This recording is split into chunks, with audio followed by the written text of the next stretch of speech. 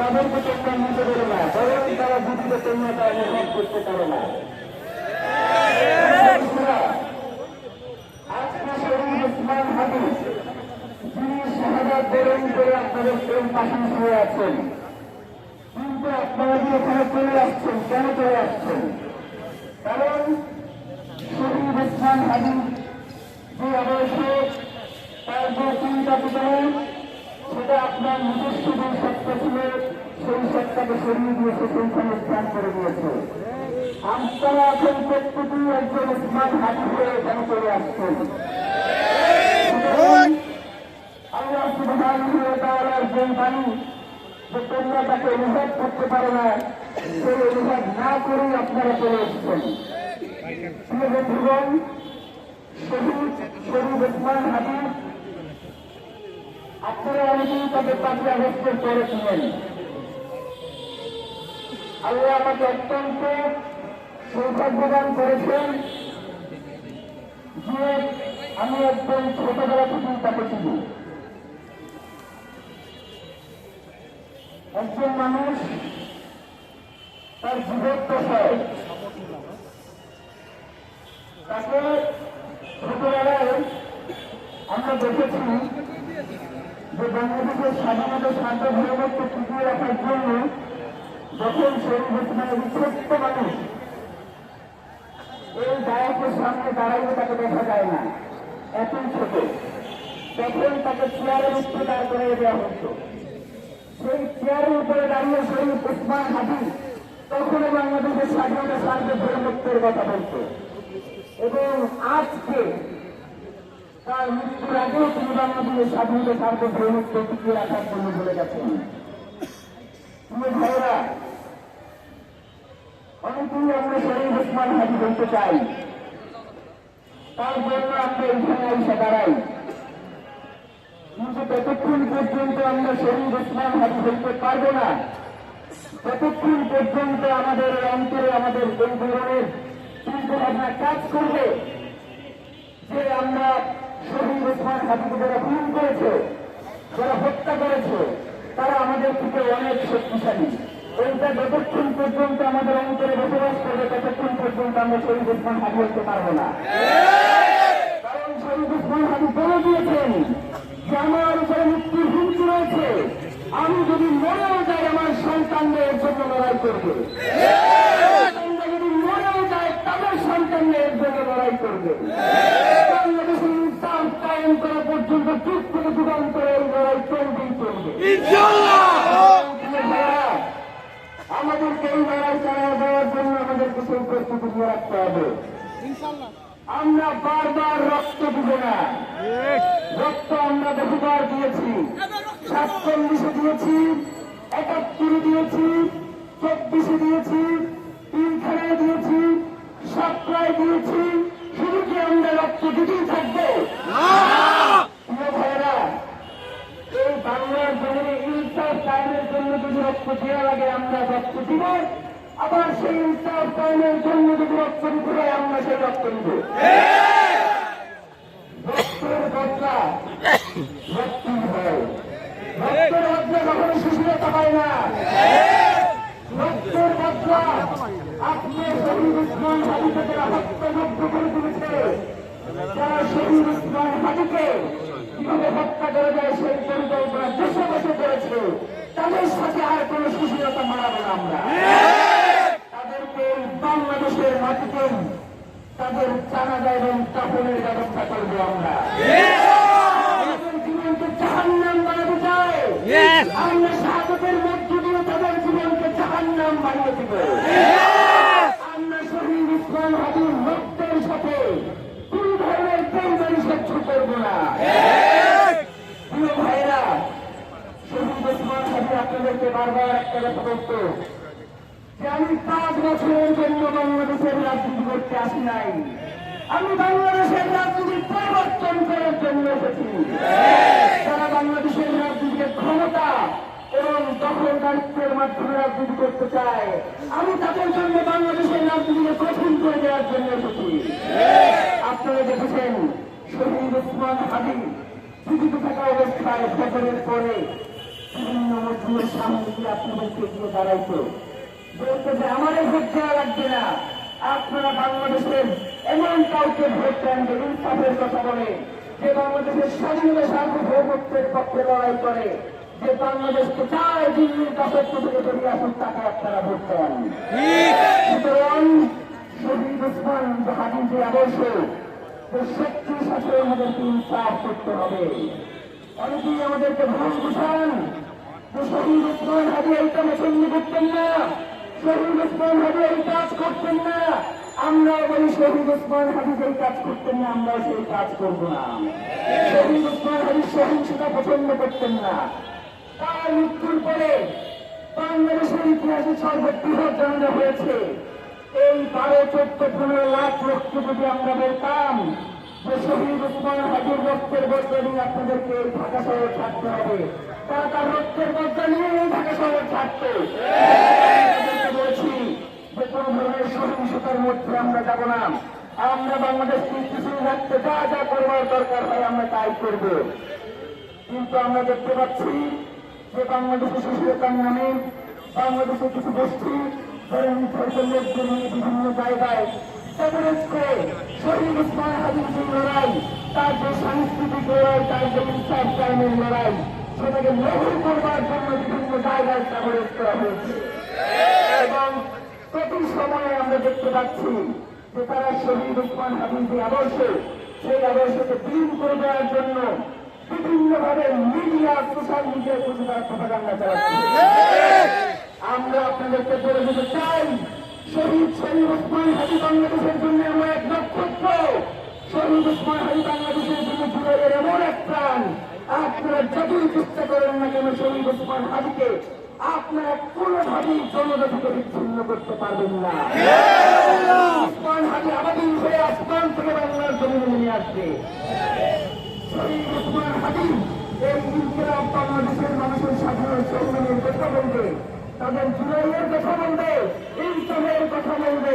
এই যে আমার মা এবং বোনেরা, শহীদ ওসমান হাদির মা এবং বোনেরা এই পেছনে এসে দাঁড়িয়েছে, তারা আমাদেরকে বলছে যে আমাদের সন্তানদেরকেও যদি এর জন্য রক্ত দিতে হয়, আমরা তার জন্য এখানে দাঁড়িয়েছি। একটা কথা আপনাদেরকে মনে করিয়ে দেন যে আপনাদের এই মিডিয়ার সামনে শহীদ ওসমান হাদি বারংবার বলেছে যে বাংলাদেশের জমিনে আমরা দেখতে পাচ্ছি, আমরা যদি এই জুলাইকে যদি আমরা বাঁচিয়ে রাখতে না পারি, তাহলে বাংলাদেশের আকাশে এমন অন্ধকার আসতে পারে যেটা আমাদের জন্য সেই অন্ধকার থেকে আলোর মৃত্যুটা সম্ভব হয়ে পড়তে পারে। শহীদ ওসমান হাদি রক্ত দিয়েছেন, আল্লাহ তাকে শাহাদাত কবুল করেছেন। আমরা আশা রাখছি আল্লাহ যদি আমাদেরকে শাহাদাত কবুল করে, তবুও বাংলার জন্য ইনসাফ লড়াইয়ের এই জোরের আপনারা চালিয়ে যাবেন। আপনারা বাংলার জন্য আজকে আমরা এখানে সকলে দাঁড়িয়েছি একটা শপথ করবার উদ্দেশ্যে।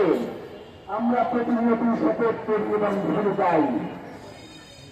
মাহমুদুর রহমান একটা কথা প্রায় বলেন যে বাংলাদেশের মানুষ, এই বাঙালি মুসলমান বারংবার রক্ত দেয় এবং এরপরে ভুলে যায়, তার আর মনে থাকে না। আমাদেরকে আর ভুলে গেলে চলবে না। শহীদ ওসমান হাদিরা যদি রক্ত নিয়ে বাংলার জমিনে ইনসাফ কায়েম করতে না পারে, তারা যদি দিল্লির তাদের কাছে মাথা নত করে, তাহলে বাংলাদেশের স্বাধীনতা সার্বভৌমত্বকে টিকিয়ে রাখা যাবে না। সবাইকে সেই গ্রামীণ জিন্দির করে বসে থাকতে হবে। আমরা চাই শুধুমাত্র ইনকিলাব মঞ্চ নয়, শহীদ ওসমান হাদির মাথায় গুলিবিদ্ধ করে শুধু শহীদ ওসমান হাদিকে একটা দেওয়া হয় নাই, তারা বাংলাদেশের মাথায় গুলি চালিয়েছে, মস্তিষ্ক বিনাই করে দিতে চেয়েছে। বাংলাদেশ জুলাই পরবর্তী সেই মাথা উঁচু করে দাঁড়িয়েছে, তারা সেটাকে নস্যাৎ করে দিতে চায়। তারা কোনোভাবেই চায় না যে বাংলাদেশের সার্বভৌমত্ব বিশ্বের বুকে মাথা উঁচু করে দাঁড়ায়, যার জন্য তারা আপ্রাণ চেষ্টা করে যাচ্ছে। আমরা এও জানছি যে তারা আমাদের ভাইদেরকে হত্যার জন্য এখন বিভিন্নভাবে প্রচেষ্টা করে যাচ্ছে। আমি আপনাদেরকে জানিয়ে রাখি যে কোনোভাবেই শহীদ ওসমান হাদি কেন, আমাদের প্রত্যেককে যদি মেরে ফেলা হয়, তবুও বাংলার জমিনে একজন যদি জীবিত থেকে সে ইনসাফ কায়েমের জন্য লড়াই চালিয়ে যাবে।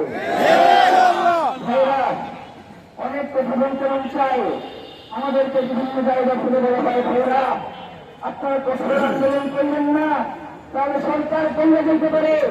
আমাদের এই কঠোর আন্দোলনের কারণে যদি সরকার বললে যায়, তাহলে তো সরকার ঠিকই নাই, সেটা বললে দেওয়া উচিত। সরকারের যদি এই সামান্য আমাদের এই বক্তব্যগুলি সহ্য না হয়, এবং এই সত্য পরিসরের মানুষগুলোকেই মনে করে তারা হুমকি, সেই মানুষগুলো বাংলাদেশের স্বাধীনতা সার্বভৌমত্ব থেকে রাখতে চায়, তাদেরকে যদি তারা হুমকি মনে করে, তাহলে আমরা মনে করছি যারা এখন সরকারে রয়েছে তারা বাংলাদেশের স্বাধীনতা সার্বভৌমত্বের শত্রু, বাংলাদেশের ইনসাফ-কায়েমের শত্রু, বাংলাদেশের স্থিতিশীলতার শত্রু। এবং আমরা ইনকিলাব মঞ্চ আপনাদেরকে জানিয়ে দিতে চাই, আমরা গতকালকে আপনাদের মাধ্যমে 3 দফা ঘোষণা করেছি। এখন পর্যন্ত আমাদের কাছে এর কোন সুনির্দিষ্ট ব্যাখ্যা এসে উপস্থিত হয় নাই। 90 দিনের কথা বলা হয়, আরে হারাম যদি ক্ষমতায় আসে 30 দিন 90 দিনের কি বিচার করবি? 90 দিনের কথা বলা, আগামী 30 কার্য দিবসের মধ্যে বিচারিক ট্রাইব্যুনালের মধ্য দিয়ে আন্তর্জাতিক গোয়েন্দা সংস্থা যারা পেশাদারী এবং নির্ভরযোগ্য তাদের মধ্য দিয়ে শরীফ ওসমান হাদির খুনের সাথে যারা জড়িত রয়েছে তাদেরকে গ্রেপ্তার করে আগামী 30 কার্য দিবসের মধ্যে বিচার নিশ্চিত করতে হবে, কোনো হাঙ্কি পাঙ্কি চলবে না। আমরা বলেছি, আমাদেরকে এখনো বিভিন্ন মাধ্যম থেকে জানানো হয় যে শরীফ ওসমান হাদিকে যারা হত্যা করেছে তারা এই দেশেই রয়েছে, এবং আমাদেরকে বলা হচ্ছে যে 25 তারিখে সকালে জনাব তারেক রহমান বসে আসবেন, তার জন্য জনগণ উত্তর হয়ে থাকবেন। এই সময় এই সন্ত্রাসীদেরকে বাহিরে পাঠানোর একটা প্রক্রিয়া চলছে। আমরা বাংলাদেশের জনগণকে সাথে নিয়ে বলতে চাই, জনাব তারেক রহমান আসবেন, এর জন্য আমরা ইনকিলাব মঞ্চ 25 তারিখে কোনো প্রোগ্রাম রাখি নাই, এবং আমরা মনে করছি যে জনাব তারেক রহমান বসে ফিরে আমাদের এই আন্দোলনের সাথে তিনি একত্রতা পোষণ করবেন। জনাব তারেক রহমান যথেষ্ট যুক্তিসম্পন্ন প্রজ্ঞামান এবং দেশপ্রেমিক মানুষ বলে আমরা মনে করছি। সুতরাং তিনি বাংলাদেশের স্বাধীনতা সার্বভৌমত্ব বিনষ্ট হয়, বাংলাদেশের ইনসাফ-কায়েমের যে লড়াই সেটা বাধাগ্রস্ত হয়, দেশপ্রেমিক তারেক রহমান এই ধরনের কোন সিদ্ধান্ত নেবেন না। যাতে অতি দ্রুত ওসমান হাদির খুনিদেরকে বিচারের মুখোমুখি করে দেয় এবং 30 দিনের মধ্যে সেই বিচারকে সম্পন্ন করে দেয়, সেক্ষেত্রে তিনি আমাদের সাথে একতা পোষণ করে আন্দোলনে সামিল হবেন।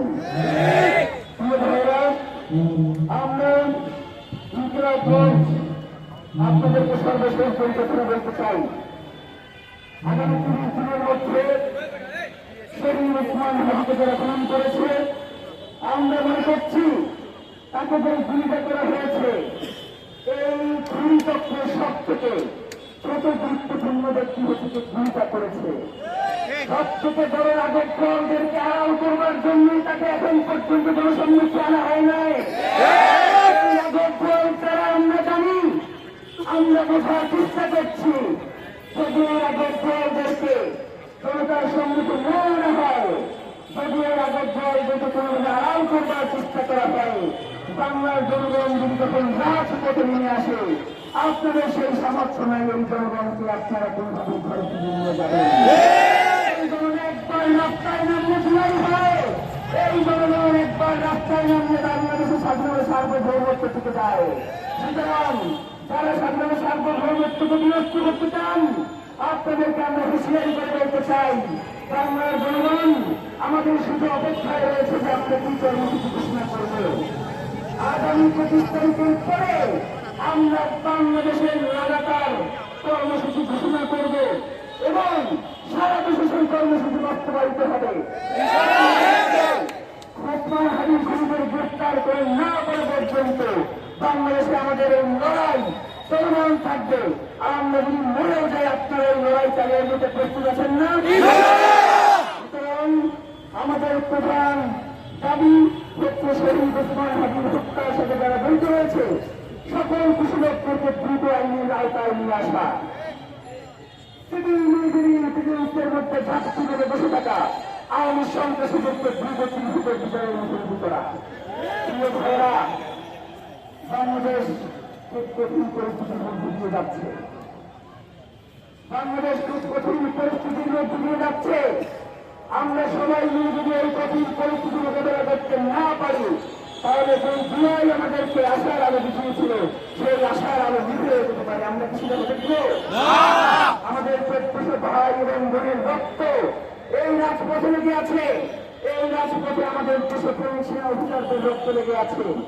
এই রাজপথে সাতটার শহীদদের রক্ত লেগে আছে। এই রাজপথে শহীদ ওসমান হাদির রক্ত লেগে আছে। এই রক্তের সাথে বাংলার জনগণ বেইনসাফি করতে পারে না, আমরা বিশ্বাস করি না। সুতরাং আমরা এখন আজকের প্রোগ্রামে যে শপথ আপনাদের সবাইকে নিয়ে পাঠ করতে চাই, সেই শপথ পাঠ করবার পূর্বে তার পরিবারের পক্ষ থেকে শহীদ